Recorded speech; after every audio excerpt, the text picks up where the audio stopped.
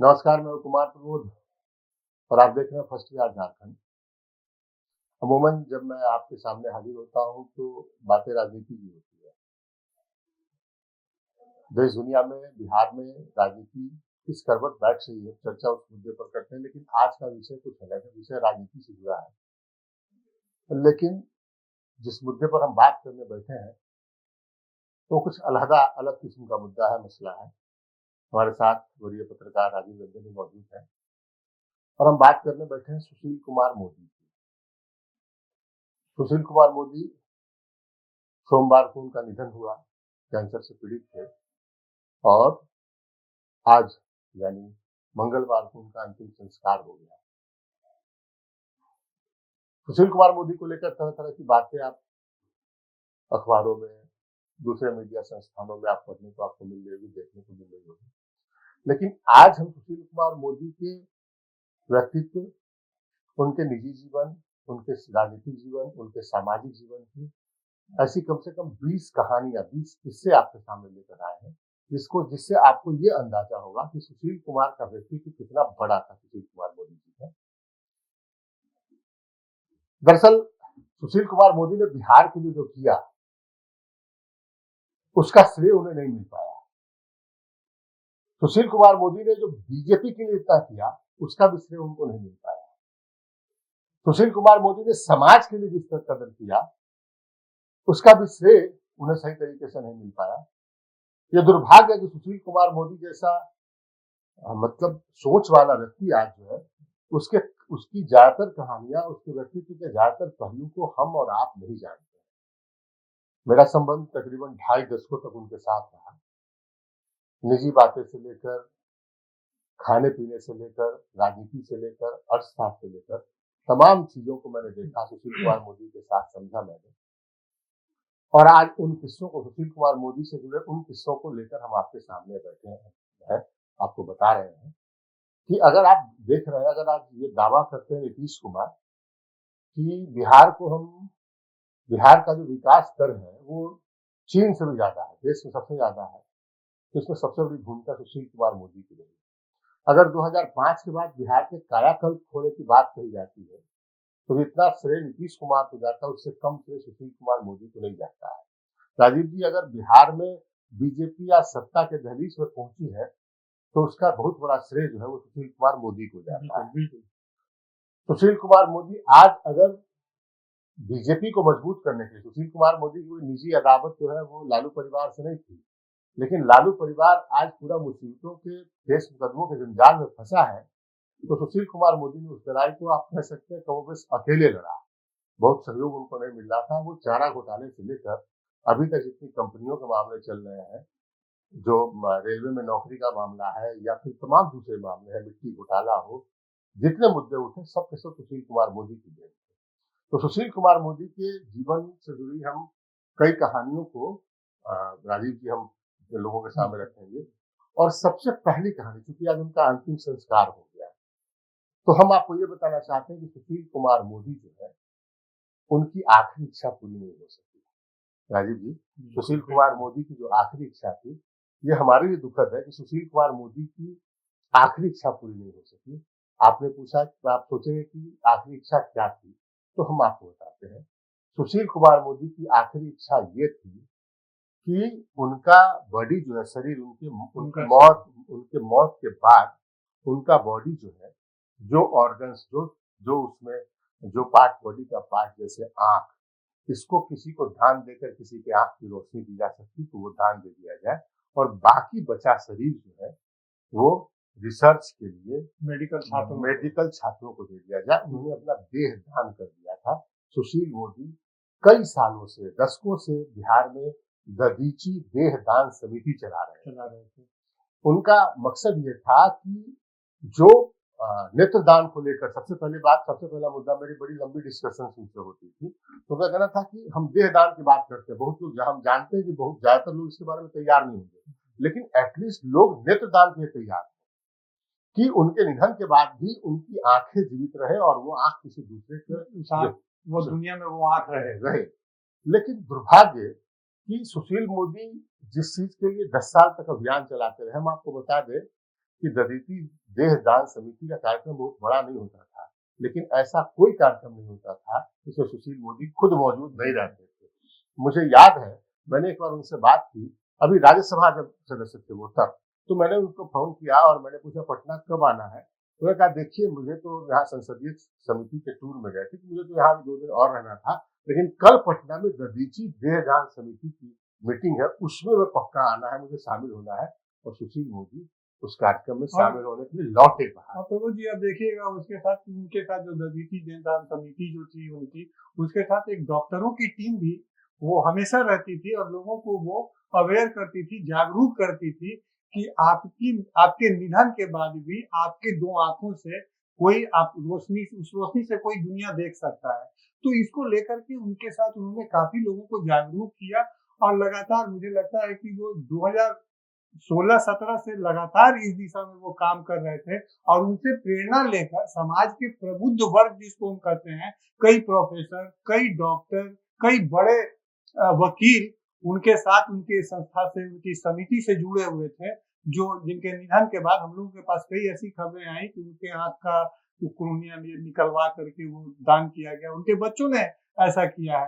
तो ये एक उनका जो काम है सुशील कुमार मोदी का, वो लेकिन दुर्भाग्य सुशील कुमार मोदी की ये इच्छा थी, आखिरी इच्छा थी कि उनका देह दान कर दिया जाए, उनकी आंखें और शरीर का कोई और ऑर्गन जो अगर दूसरे के लीवर, किडनी, कुछ भी अगर दूसरे काम आ सकता है उसको दान कर दिया जाए।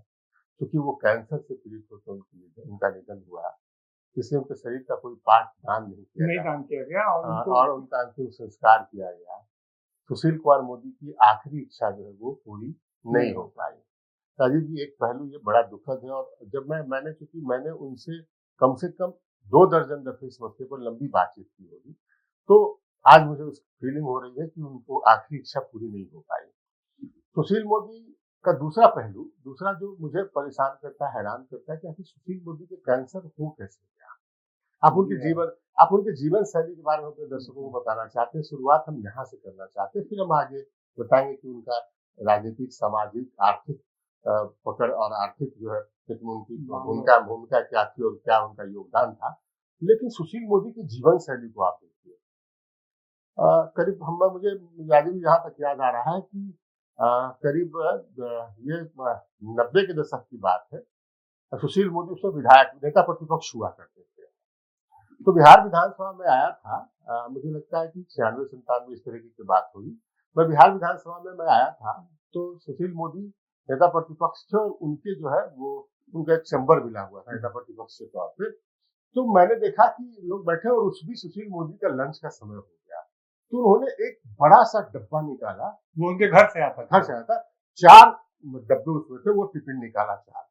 मुझे लगा ये मारवाड़ी परिवार से आते हैं और आ गया मारवाड़ी वाला भोजन इनका। अब जो देखिए भोजन क्या था उनका, तो सुशील मोदी ने 4 डब्बे वाला टिफिन निकाला और पहला डब्बा खोला उसमें से, तो उसमें से निकला गाजर, मूली और खीरा, छोटा-छोटा काटा हुआ वो। पहले डब्बे में से उन्होंने गाजर, मूली और खीरा निकाल के खाया। दूसरे डब्बे में स्प्राउट, मतलब अकुड़ा हुआ चना और थोड़ा सा मूंग, वो भी इतना। तो सुशील मोदी ने फिर दूसरा डब्बा खोलकर उसमें खाया वो।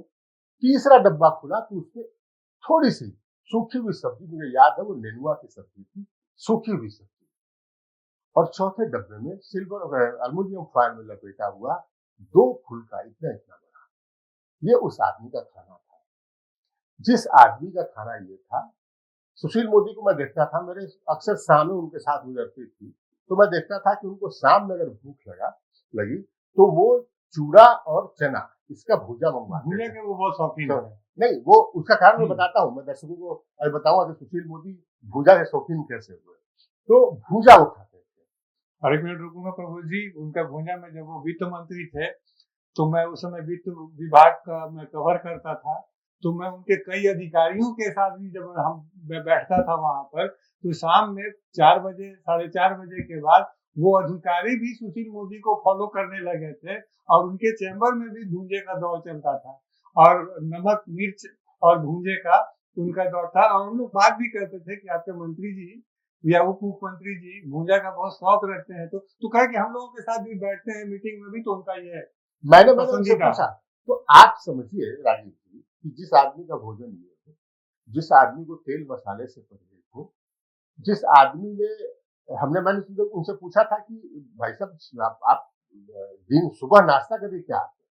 तो बोला फ्रूट्स और कुछ जो है वो वेजिटेबल्स, मतलब ये खीरा, गाजर, मूली और उसके साथ कुछ फ्रूट्स, ये सुबह का भोजन।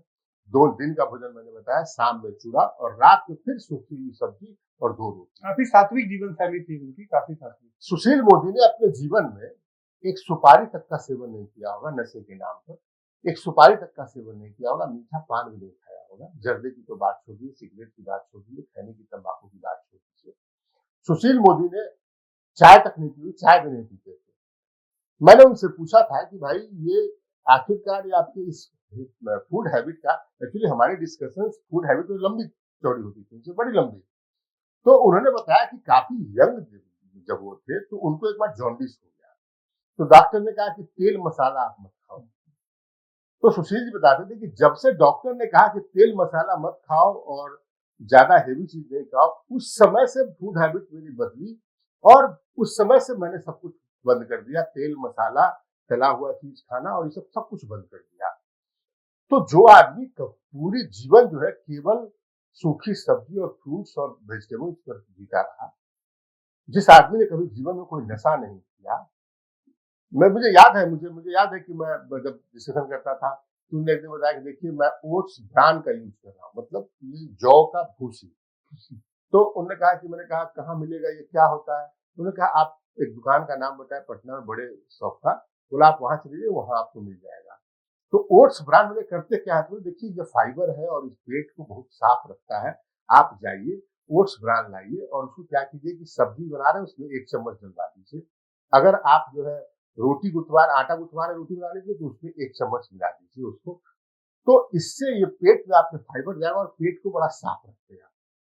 ये उस आदमी की, जिस आदमी ने कभी पूरे जीवन में, जवानी से लेकर अब तक, कभी कोई ऐसा दिन न हुआ होगा जो आदमी सुबह सुबह योग का अभ्यास न करता हो, जिस आदमी ने पूरे जीवन योग का अभ्यास किया, जिस आदमी का भोजन इतना सात्विक था, जिस आदमी ने कोई नशा नहीं किया, उस आदमी को कैंसर होना, गले का कैंसर होना और फिर इस तरीके से निधन होना, ये हैरान करता है। क्योंकि कभी कभी राजीव जी लगता है कि प्रकृति किस तरीके का न्याय कर रही है। लोग कहते हैं कि जो तंबाकू का सेवन करते हैं, जो तंबाकू, जो सिगरेट, पान, गुटखा ये खाते हैं, उनको गले का कैंसर होता है।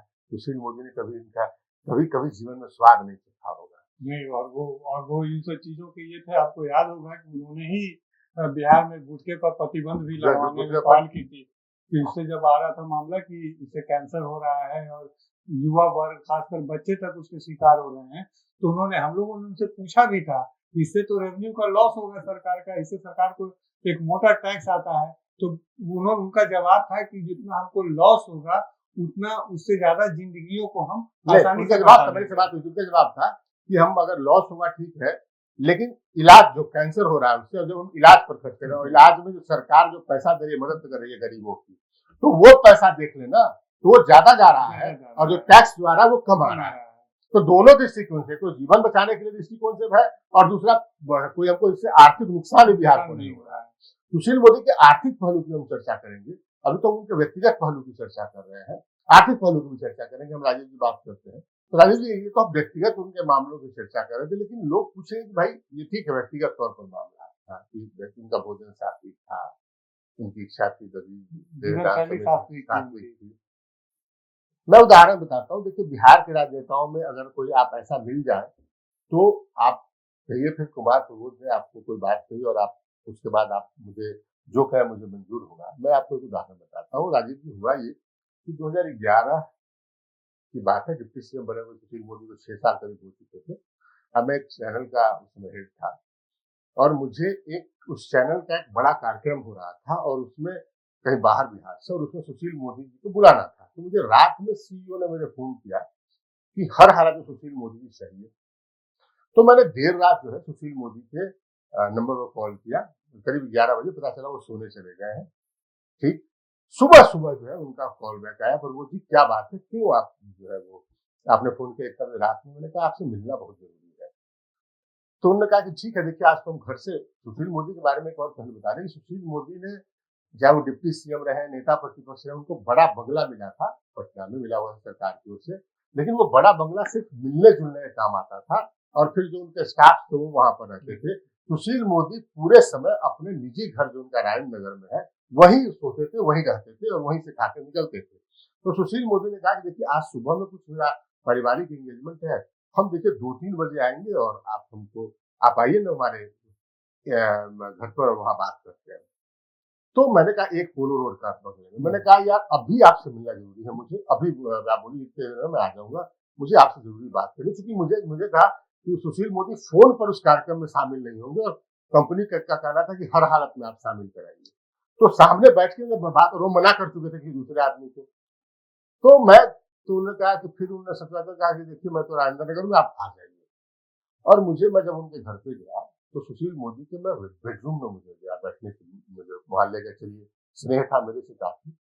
और मैं बताता हूँ दर्शकों को, हमारे जो लोग देख रहे हैं, आपने बिहार के किसी राजनेता को ऐसा जीवन शैली, उनका बेडरूम ऐसा नहीं देखा होगा। उस कमरे में सिर्फ एक बेड था और उसके अलावा चारों ओर सिर्फ मैगजीन, न्यूज़पेपर और किताबें पड़ी हुई थी।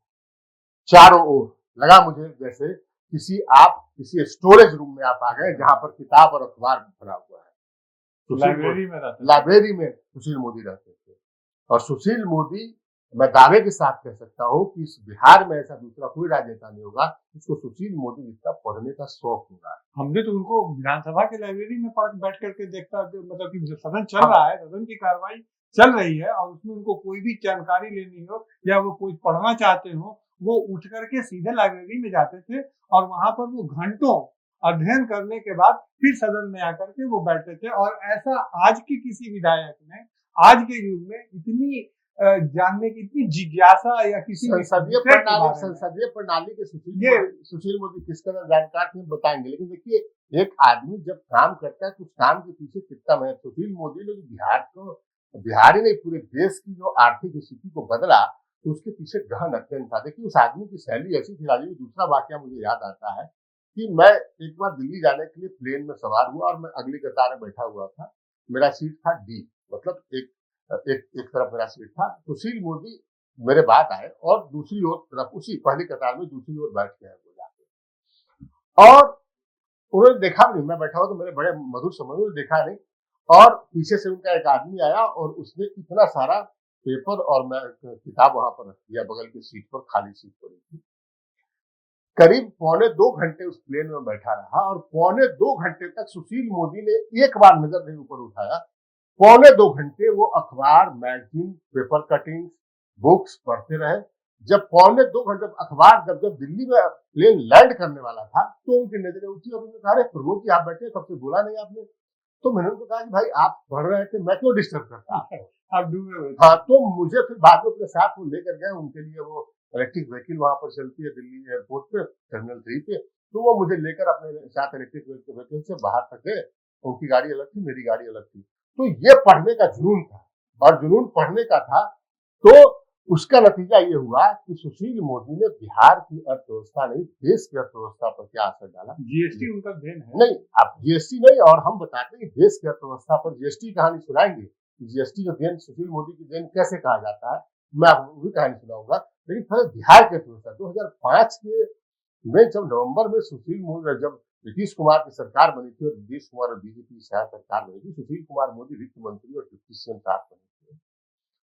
बिहार की आर्थिक स्थिति यह थी राजीव जी, उसमें कर्मचारियों को वेतन देने के लिए पैसा नहीं था, तनख्वाह नहीं था, दिवालिया हो चुका था। लोग कहते कि नीतीश कुमार ने रोड बनवा दिए, नीतीश कुमार ने बिल्डिंग्स बनवा दी, नीतीश कुमार ने थाने बनवा दिए, नीतीश कुमार ने स्कूल बनवा दिए। ये सब तब बना जब पैसा आया। और पैसा कहाँ से आया? सुशील मोदी के दिमाग से। सुशील मोदी ने पैसे को लेकर, बिहार में टैक्स कलेक्शन को लेकर, सेंट्रल गवर्नमेंट से अपना शेयर लेने को लेकर इतने सारे स्कीम निकाले और वित्तीय व्यवस्था को इस तरीके से अनुशासन में रखा, और बगैर कोई ज्यादा शोर शराबा किए हुए। क्योंकि उनके ऊपर जो बैठे हुए लोग थे, जो बिहार सरकार में भी और उनकी पार्टी में भी, उन दोनों को ये मंजूर नहीं था कि इसका श्रेय सुशील मोदी को जाए, अकेले उनको अकेले ना, उनको किसी भी तरीके से जाए। तो सुशील मोदी ने बिहार के वित्तीय वित्तीय हालत, बिहार की वित्तीय हालत को इस कदर सुधारा, तभी पैसा आया खजाना में, तभी सड़कें बनी, तभी यहाँ पर जो है वो जो है अस्पताल बने, तभी यहाँ पर जो है बिल्डिंग्स बनी, तभी यहाँ पर स्कूल बने। तो ये सुशील मोदी की देन थी। जीएसटी की बात होती है, प्रधानमंत्री ने कल लिखा अपने शोक संदेश में कि जीएसटी जो है वो उसको लागू कराने में सुशील मोदी की बड़ी भूमिका थी। देखिए, जब जीएसटी इस देश में जब लागू हुआ, उससे पहले काफी पहले से ये मंथन चल रहा था कि पूरे देश में उस समय अलग अलग सेल टैक्स व्यवस्था थी, हर राज्य की अलग अलग व्यवस्था थी, और तो एक पूरे देश के लिए एक समान कर प्रणाली लाई जाए।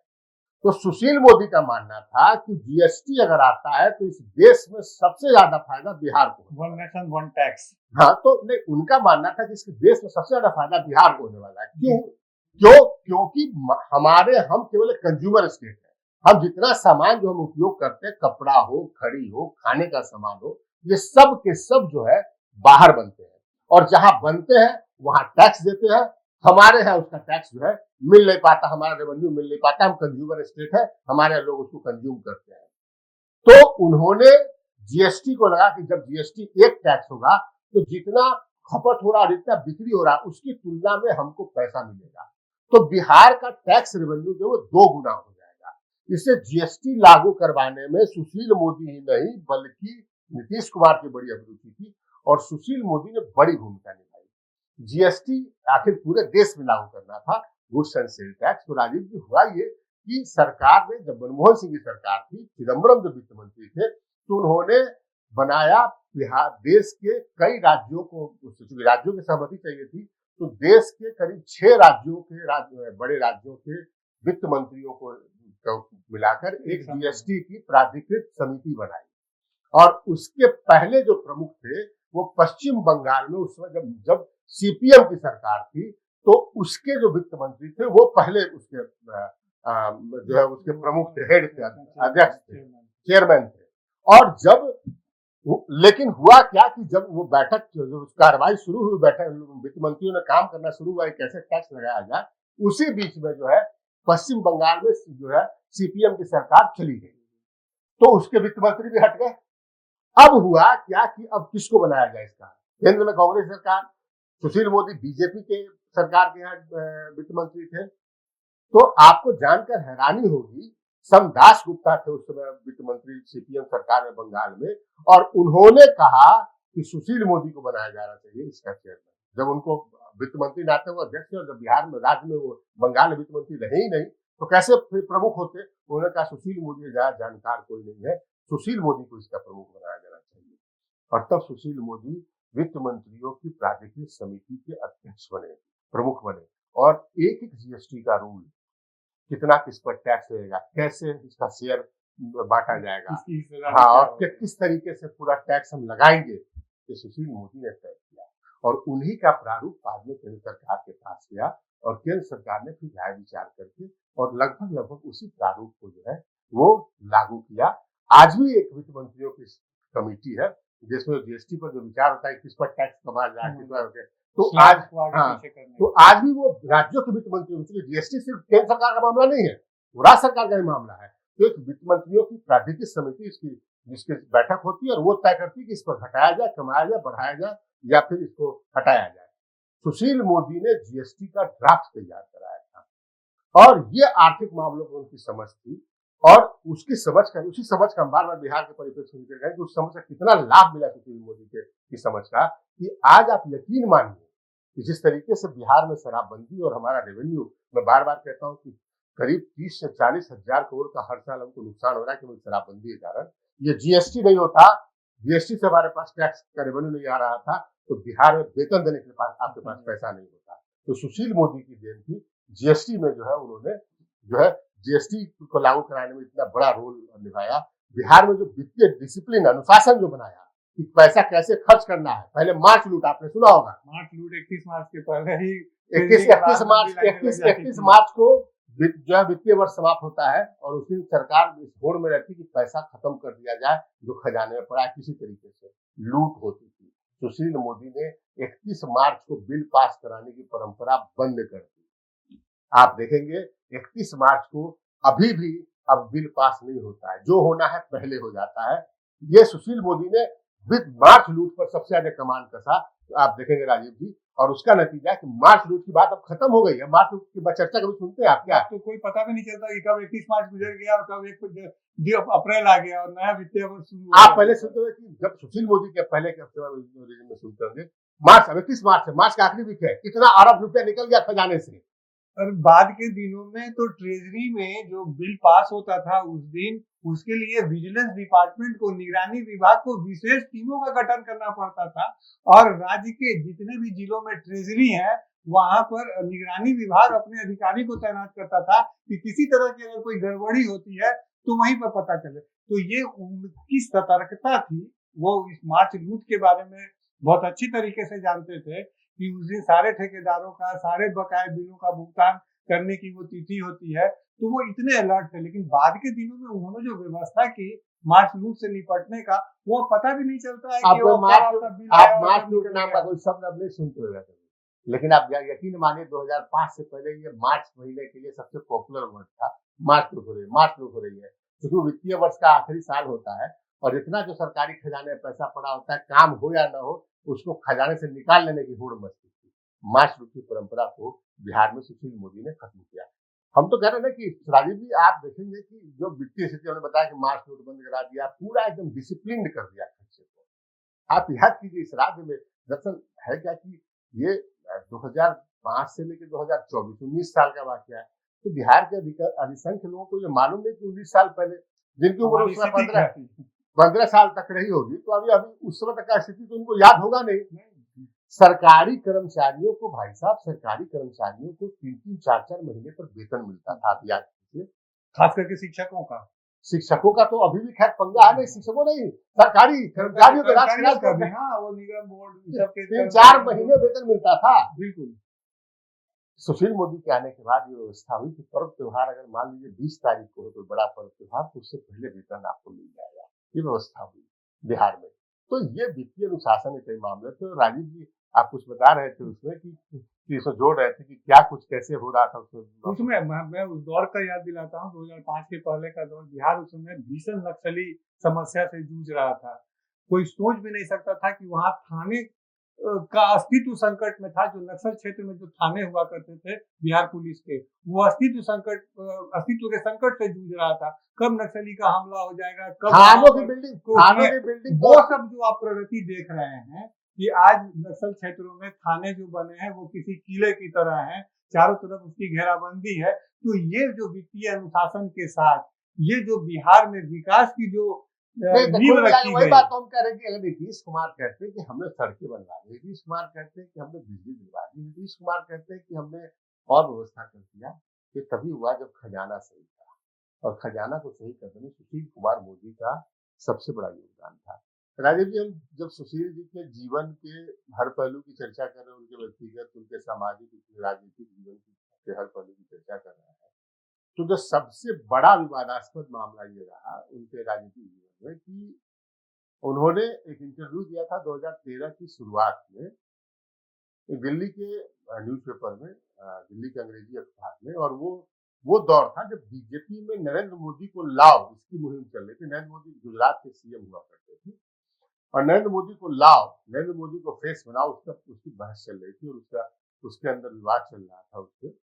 तो सुशील मोदी का एक इंटरव्यू छपा इकोनॉमिक टाइम्स में और उसमें सुशील मोदी ने ये कहा कि नीतीश कुमार पीएम मटेरियल है, यानी पीएम बनने योग्य है। और बीजेपी में जो एक बड़ा तबका था जो नरेंद्र मोदी समर्थक था, तो नरेंद्र मोदी को भी बुरा लगा और जो चर्चा हुई कि वो पूरी तरीके से सुशील मोदी का विरोधी हो गया। सुशील मोदी को ये कहा जाने लगा कि आप नीतीश कुमार के अंधभक्त हैं। अब जो है इसका इस पहलू पर चर्चा करना, क्योंकि उसका खामियाजा सुशील मोदी को बहुत भुगतना और अंत तक वो आखिर अंत तक उनके साथ रहा। सुशील मोदी जो बीजेपी के पर्याय बन चुके थे बिहार में, बीजेपी मतलब सुशील मोदी, तो उस इंटरव्यू में नुकसान कितना पहुंचा। लेकिन पहले उस इंटरव्यू पहले, और लोग कहते हैं कि पहली दफा देश में किसी ने कहा कि नीतीश कुमार पीएम बनने योग्य है, तो वो सुशील मोदी ने कहा था। जब वो इंटरव्यू छपा तो बड़ा सियासी तूफान मच गया। मैं सुशील मोदी के पास गया, मैंने कहा भाई सुशील जी, आपने ये बयान कैसे? उन्होंने बताया कि देखिए, मैं एक सरकार में डिप्टी सीएम हूं और मेरे सीएम नीतीश कुमार है मेरे पास इंटरव्यू लेने इकोनॉमिक टाइम्स के लोग आए और उन्होंने पूछा कि क्या नीतीश कुमार पीएम मटेरियल है, यानी नीतीश कुमार पीएम बनने योग्य है। तो आप क्या लगता है आपको कि क्या मुझे वो जवाब देना चाहिए अपने सीएम के बारे में कि नहीं वो पीएम बनने योग्य नहीं है। तो सुशील मोदी ने बताया कि ठीक है, नीतीश कुमार छोटी पार्टी के नेता है, वो देश के प्रधानमंत्री नहीं बन सकते हैं, लेकिन योग्यता की बात करें तो केंद्र में इतने साल मंत्री रह चुके हैं, बिहार का इतने साल तक मुख्यमंत्री रह चुके हैं, तो क्या वो पीएम बनने योग्य नहीं है। मैंने सिर्फ ये कहा कि हाँ योग्य है, यानी पीएम मटेरियल है, उनको पीएम बनाना चाहिए, ये नहीं। क्या मुझे ये कहना चाहिए कि नीतीश कुमार पीएम मटेरियल नहीं है। लेकिन इस बयान का की प्रतिक्रिया, इस बयान का रिएक्शन ये हुआ कि उसी साल बाद में जो है नीतीश कुमार ने बीजेपी से संबंध तोड़ा और नीतीश कुमार अकेले चले गए। लेकिन जब 2014 में नरेंद्र मोदी पावर में आ गए तो सुशील मोदी को किनारे कर दिया गया। जो बिहार बीजेपी सुशील मोदी के इशारों पर चलती थी, वो उनको किनारे लगाने की लगातार कोशिशें होती है। आखिरकार जो है वो 2016 का भी वो वाकया याद आता है, जब सुशील मोदी ने खुद कहा कि मैं राज्यसभा जाना चाहता हूँ और बीजेपी ने सुशील मोदी को राज्यसभा, बिहार के सबसे बड़े कद्दावर नेता को राज्यसभा नहीं भेजा। 2017 में सुशील मोदी की पुनर्वापसी राजनीति में तब हुई, मुख्य धारा की राजनीति में आप कह सकते हैं, जब 2017 में जो है वो नीतीश कुमार ने 2015 में, आप याद कीजिए, लालू प्रसाद यादव और कांग्रेस के साथ मिलकर जो है वो यहाँ पर बाकायदा चुनाव जीत चुके थे, 15 में सरकार चला रहे थे, 2017 में आरजेडी और कांग्रेस से अलग हुए। तो उस समय नरेंद्र मोदी और अमित शाह को नीतीश कुमार की जरूरत थी। तो नीतीश कुमार ने शर्त रखी कि हम आपके साथ तभी आएंगे जब आप सुशील मोदी को डिप्टी सीएम बनाएंगे और उनको फ्री हैंड देंगे, यानी उनके काम काज में कोई हस्तक्षेप न करेंगे। तो आप याद कीजिए 2017 में जब सरकार बनी, नीतीश कुमार और बीजेपी के साथ सरकार बनी, तो सुशील मोदी को डिप्टी सीएम बनाया गए और फिर पूरा मंत्रिमंडल जो बीजेपी का की ओर से मंत्रिमंडल वो पूरा सुशील मोदी की बनी। 2020 तक ये चलता रहा। 2019 का चुनाव आया, लोकसभा का चुनाव, 40 सीटें एनडीए गठबंधन ने जीती। 2020 का भी चुनाव एनडीए गठबंधन जीत गया। तब तक नीतीश कुमार कमजोर हो चुके थे, 43 सीटें आई थी उनको, और बीजेपी बड़ी पार्टी बनकर सामने आई थी। नीतीश कुमार की बार्गेनिंग कैपेसिटी खत्म हो गई और तब नीतीश कुमार ये शर्त रखने की स्थिति में नहीं थे कि सुशील मोदी को ही डिप्टी सीएम बनाया जाए। सुशील मोदी को, मुझे याद है वाकया, जो बीजेपी के सूत्र बताते हैं, सुशील मोदी को दिल्ली में बुलाया गया अमित शाह के घर पे और उनको कहा गया कि आपको हम डिप्टी सीएम नहीं बनाने जा रहे हैं, आप एक नाम चुन लीजिए जिसको डिप्टी सीएम बनाया जाए। तारकिशोर प्रसाद का नाम सुशील मोदी ने चुना था और सुशील मोदी फिर किनारे लगा दिए गए। उनको उसी साल जो है वो राज्यसभा का उपचुनाव हुआ और उनको बिहार की राजनीति से अलग करने के लिए राज्यसभा का उपचुनाव हुआ और उनको राज्यसभा भेज दिया गया कि बिहार की राजनीति से ये अलग हो जाए। हमारे पास क्योंकि आज दिन जो है वैसा नहीं है राजीव जी, अन्यथा मैं जानता हूँ कि उस दौर में जिनको सुशील मोदी ने, जिनका जो जीवन जो है ना, तो सुशील मोदी ने अपने हाथों से गढ़ा था, बनाया था। तो वैसे कितने बीजेपी के नेता हैं उन्होंने सुशील मोदी से मुंह फेर लिया था, उन्हें एक तरीके से करने की उनके साथ धोखाधड़ी की थी, उनके पीठ में चूल्हा भोंका था। बड़े कड़े शब्दों का हम प्रयोग कर रहे हैं, मेरे पास फहरिस्त में नाम नहीं लेना चाहता हूँ, जिसको खड़ा किया सुशील मोदी ने, जिसको एक तरीके से सियासी तौर पर जन्म दिया, और उन लोगों ने उस दौर में सुशील मोदी से मुंह फेर लिया था। सुशील मोदी से बातचीत तक करने से परहेज करते थे।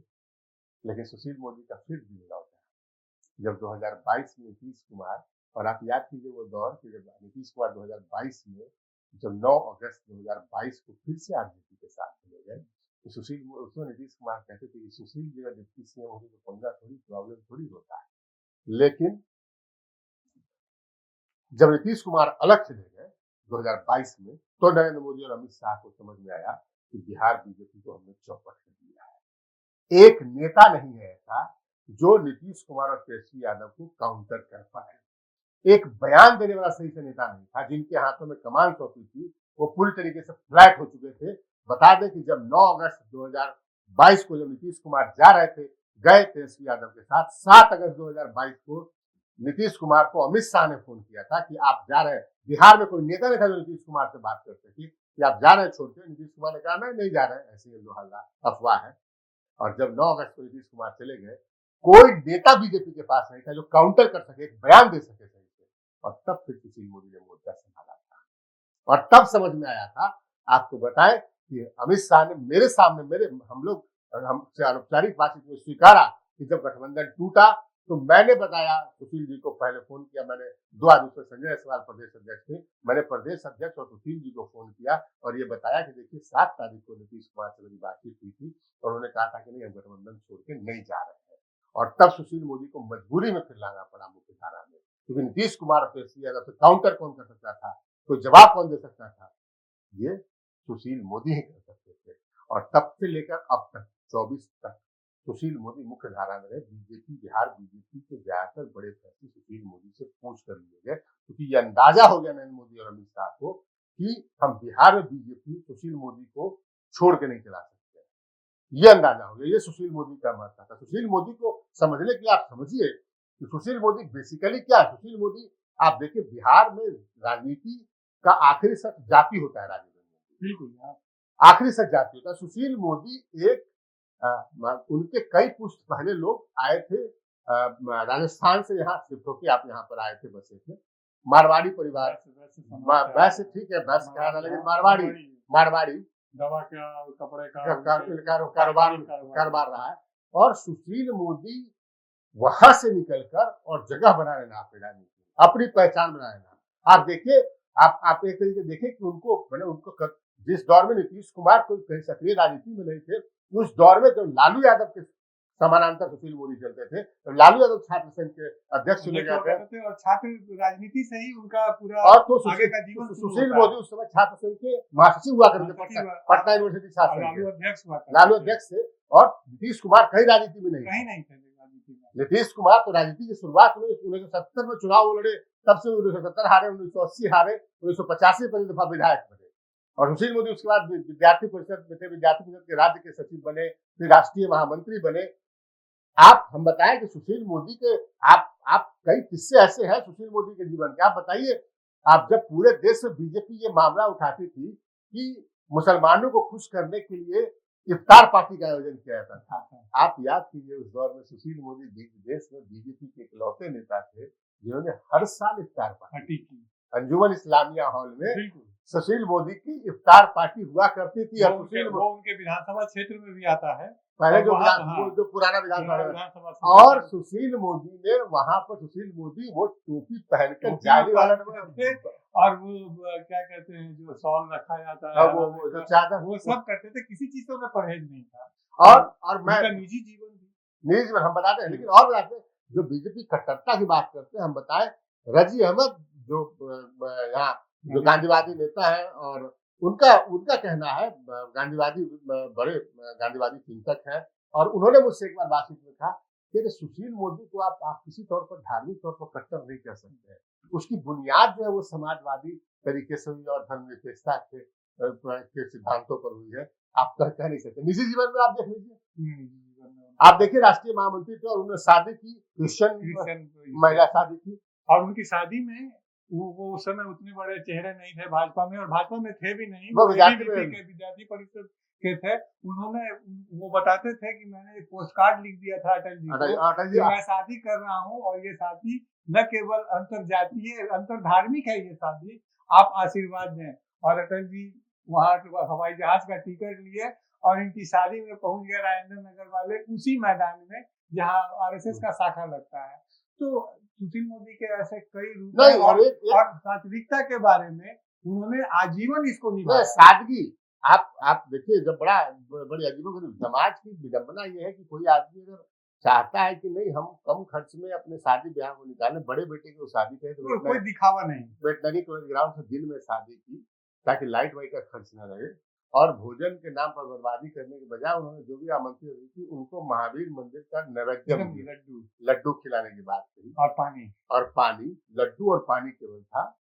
लोगों ने कहा अरे इतना नहीं खिला सकते हैं। मैंने सुशील जी से पूछा, सुशील जी कहे कि हमारे पास जो हमारा जितना बड़ा क्षेत्र है हमारा, तो हम कम से कम हम कोई शादी करते जिसे बुलाया भी, लड्डू खिलाने के लिए बुलाया भी, तो कम से कम 10-20 हजार लोग आए थे। तो 20,000 लोग को खिलाने का मतलब, अगर हम भोजन कराते तो उसका मतलब था कि उसमें कितना पैसा लगता, 50 लाख रुपया लगता या 1 करोड़ रुपया लगता। तो प्रभु जी, या तो मैं बेईमान होऊंगा तो मेरे पास 1 करोड़ रुपया आ सकता है भोजन कराने के नाम पर, या फिर हम शादी को शादी की तरह रहे और जो मेरी शक्ति थी, जो मेरे वेतन और मेरी वाइफ उनकी उनकी जो पत्नी है वो भी प्रिंसिपल है अभी पहले से, हाँ, तो पहले टीचर हुआ करती थी कॉलेज में। तो उन्होंने कहा कि जो मेरी और मेरी पत्नी की आय है उसके मुताबिक हम हनुमान मंदिर महावीर मंदिर के रहते हम लड्डू मुंह मीठा करा सकते, हमने मुंह मीठा कराया। दूसरे बेटे की शादी दिल्ली से नोएडा से की, तो वहां भी शादी से कोई चुनिंदा लोगों को बुलाया और बाकी लोगों का कि हम इसका लाइव वेबकास्ट कर रहे हैं, आप इसमें लाइव जुड़ के आशीर्वाद दीजिए, आशीर्वाद। हालांकि वो पीरियड भी कोरोना के बाद का पीरियड था, तो उनको ये भी था कि प्रिकॉशन बढ़ता जाए, और दूसरा उन्होंने कहा कि आप वहां से जुड़ के आशीर्वाद दीजिए। तो ये सुशील मोदी का की बोली और करनी में बहुत फर्क नहीं होता था। और मैं आपको बताऊं कि मुझे इस बिहार में राजनीतिक समझ रखने वाला होती है। देखिए बहुत बातें वो ऑफ द रिकॉर्ड बोलते थे, बहुत बातें ऑफ द रिकॉर्ड होती थी, और राजीव जी जो ऑफ द रिकॉर्ड राजनीतिक समझ जो होती थी, अभी अभी जब मामला फंसा जनवरी में नीतीश कुमार ने पलटी मारा और फिर जो जो विश्वास मत की प्रक्रिया में जो पूरा नाटक ड्रामा हुआ, तो मैंने उस दौर में कम से कम 3 दफे सुशील मोदी से बातचीत की फोन पे। उस दौर में वो कैंसर के पीड़ित थे, लेकिन सार्वजनिक नहीं कर रहे थे। हाँ, ये जानकारी तो वो पिछले दिनों जो 3 अप्रैल इलेक्शन अनाउंस होने के बाद तब वो बिहार के लोगों को पता चला। लेकिन खैर हालांकि अंदाजा था मुझे कि उनकी तबीयत खराब, लेकिन वो घंटों आधे घंटे मुझे बताया था कि हाँ ये प्रक्रिया होती, ये प्रक्रिया। मैंने जीवन में मैं कहूँ कि मैं 2020 के बाद से 2000 ईस्वी के बाद से 24 साल में मुझे अगर कभी लगा कोई राजनीतिक मामला समझ में नहीं आया तो मैं सुशील मोदी के पास जाता था, फोन करता था उनको। और 2000 हमें पता है कि अभी जब जनवरी और फरवरी मामला फंसा, नीतीश कुमार ने पलटी मारा, तो कई ऐसे मौके आए जिसमें मैंने उनसे बात की और संसदीय मामलों के बहुत बड़े जानकार थे वो। मैंने उनसे पूछा कि भाई आप संसदीय मामलों के विधानसभा से संबंधित नियम कायदे कानून के इतने बड़े जानकार कैसे हो गए, मैं उनसे पूछता था। तो उन्होंने कहा कि देखिए मैं जब 90 में विधायक बन के आया तो मैं राजू सिंह उसमें कांग्रेस के विधायक हुआ करते थे, मैं उनके साथ एक कमेटी में था, तो मैंने राजू सिंह को देखा। उनका कहना था कि मैंने संसदीय काम करा, यानी विधानसभा में जो काम काज होता है विधायकों का वो भी संसदीय कार्य कहा जाता है, संसद का ही नहीं, जो विधानसभा में होता है उसको संसदीय कार्य है।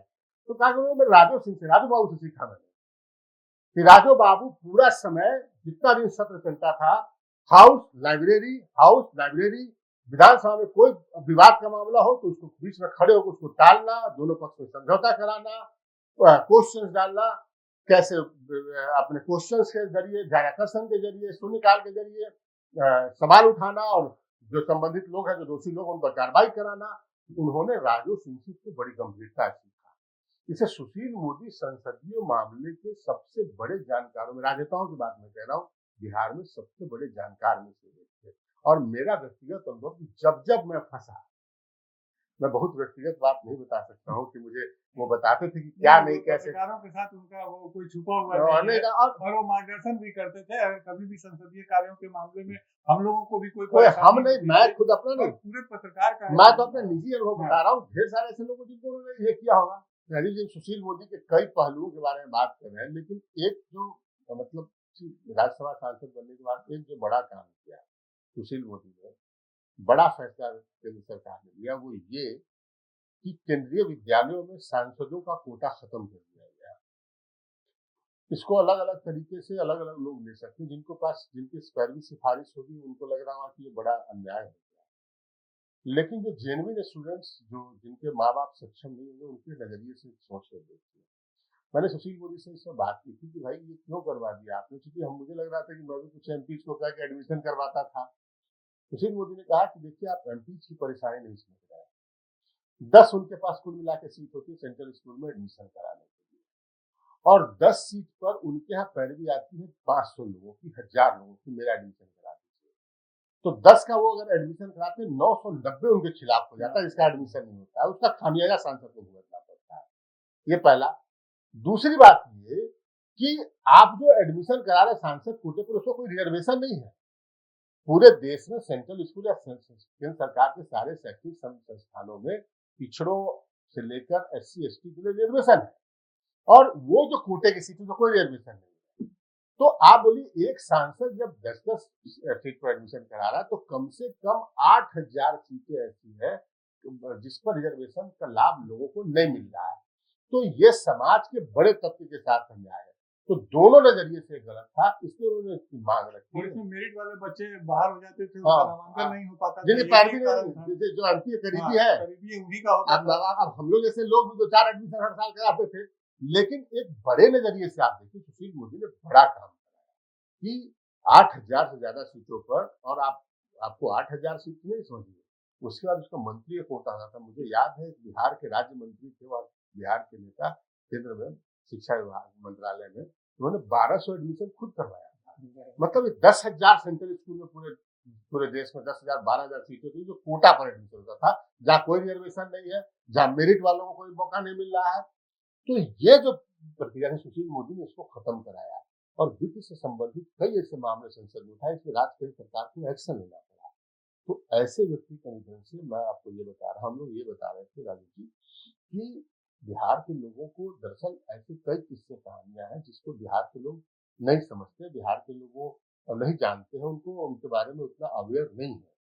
आपने वो दौर बहुत लोगों ने, ज्यादातर लोगों ने नहीं देखा होगा, जब बिहार में जुबान खोलना जो है वो गुनाह माना जाता था, आपको बीच सड़क पे गोली मार दी जाती थी। उस दौर में सुशील मोदी स्कूटर से घूमते थे विधायक होने के बावजूद, और लड़ाई लड़ते थे सरकार से, बीजेपी के लिए, पार्टी के लिए, लोगों के लिए। तो आज अगर लालू प्रसाद यादव चारा घोटाला में फंसे, तो सुशील मोदी ने उसका रिट दायर किया था हाई कोर्ट में। आज उससे लेकर बाकी अन्य कई सारे मामलों में सुशील मोदी ने, जब इंदिरा गांधी ने मीसा कानून लाया था, तो उसके प्रावधानों के खिलाफ सुशील मोदी ने अपील की थी कोर्ट में, और उसमें वो कोर्ट से उनको सफलता मिली थी। तो कई ऐसे मामलों से सुशील मोदी ने व्यक्तिगत तौर पर लड़ाई लड़ी, और उनकी लड़ाई बड़ी इसलिए है क्योंकि बिहार में किसी मजबूत जाति से वो नहीं आते थे। उनका उनका परिवार कई कुछ पहले राजस्थान से आया था, मारवाड़ी तबके से वो आते थे। ठीक है, वैश्य में गिनती की जाती है, लेकिन वैश्य को तो बहुत मजबूत जाति नहीं मानी जाती, लड़ाकू जाति। और उन पर परिवारवाद का भी कोई आरोप नहीं लगता, परिवारवाद क्योंकि आज भी उनके पूरे परिवार के जो लोग हैं वो दो तरह के व्यवसाय से जुड़े हुए हैं। एक कपड़ा के व्यवसाय से उनके परिवार के कुछ लोग जुड़े हुए हैं, और दूसरे दवा के दूर व्यवसाय तक नहीं। से। आप दो बेटे को देख लीजिए ना, आप दो बेटे को देख लीजिए, और हम आपको बता दें कि जब सुशील मोदी ने अपने कैंसर होने की जानकारी अमित शाह को दी थी, जो हमारे पास जानकारी है, तो अमित शाह उनको अपनी गाड़ी में बिठाकर प्राइम मिनिस्टर के पास ले गए थे। प्राइम मिनिस्टर उस दिन भावुक हुए थे जब ये पता चला कि वो कैंसर। उनसे पूछा गया था कि आप क्या चाहते हैं आगे। सुशील मोदी ने ये नहीं कहा कि मेरे बेटे को राज्यसभा दे दो या टिकट दे दीजिए लोकसभा का। अगर सुशील मोदी ने कहा होता, शायद बीजेपी मानती उनकी बात। सुशील मोदी, आप याद कीजिए, जब बिहार में, जब यहाँ पर, जब पटना में जब विधायक हुआ करते थे, और जब वो सांसद बने, उनको सीट खाली करनी पड़ी, अपने परिवार के किसी आदमी को नहीं चुना था। और वो सबसे बड़ी बात है कि वो एक आजाद शत्रु थे। हाँ। उन्होंने जिसके खिलाफ लंबा मुकदमा लड़ा, लंबा संघर्ष किया, आंदोलन किया, लालू प्रसाद जैसे बड़ी हस्ती के साथ, लेकिन कभी भी उनके व्यक्तिगत संबंधों में आज तक कोई बड़ी मैंने देखा है बिहार में बड़े राजनेताओं के बीच प्रतिद्वंदता, और जो प्रतिद्वंदता सार्वजनिक कार्यक्रमों में लगती रही। सुशील मोदी का कभी व्यक्तिगत तौर पर लालू यादव या राबड़ी देवी से मुलाकात पर सबसे लंबी लड़ाई सुशील मोदी ने लड़ी। सुशील मोदी का कोई व्यक्तिगत दुराग्रह जो है, और व्यक्तिगत कोई अहम व्यक्तिगत लड़ाई नहीं थी, और वो सार्वजनिक कार्यक्रमों में दिख जाती थी। तो ये सुशील मोदी थे। आज सुशील मोदी हमारे बीच नहीं रहे। पार्टी पॉलिटिक्स, राजनीति, विचारधारा, इस सबसे अलग सुशील मोदी के जाने से बिहार को जो क्षति हुई है, उसकी भरपाई हालिया दिनों में कर पाना बेहद मुश्किल है। सुशील मोदी न केवल एक नेता के तौर पर, बल्कि एक आप कहें कि एक जिस पीढ़ी के राजनेता थे, जिस तरीके से, जिस तौर तरीके के राजनेता थे, सामाजिक कार्यकर्ता थे, यकीन मानिए बिहार में भी कोई वैसा दिखता नहीं। और बड़ा ये गैप है, बहुत मिसिंग बात है। राजनेताओं के, दुर्भाग्यवश राजनेताओं के जो पौध है, वो केवल भावनाएं भड़काकर, सब पार्टियों की बात में कह रहा हूँ, केवल ऊंची बात कर, हल्की बात कर आपसे वोट लेना चाहता है। उनके हाथ अगर सत्ता सौंप दी जाए ना, तो यकीन मानिए वो सत्ता का क्या, सरकार और सत्ता का क्या हाल करेंगे, वो कल्पना से परे है। सुशील मोदी के जाने से अब ये सवाल जो है सामने जरूर खड़ा हो गया है। फिलहाल बहुत लंबी बात हमने कर ली, बहुत सारी ढेर सारी आपको जानकारी दे दी। अब दीजिए, नमस्कार।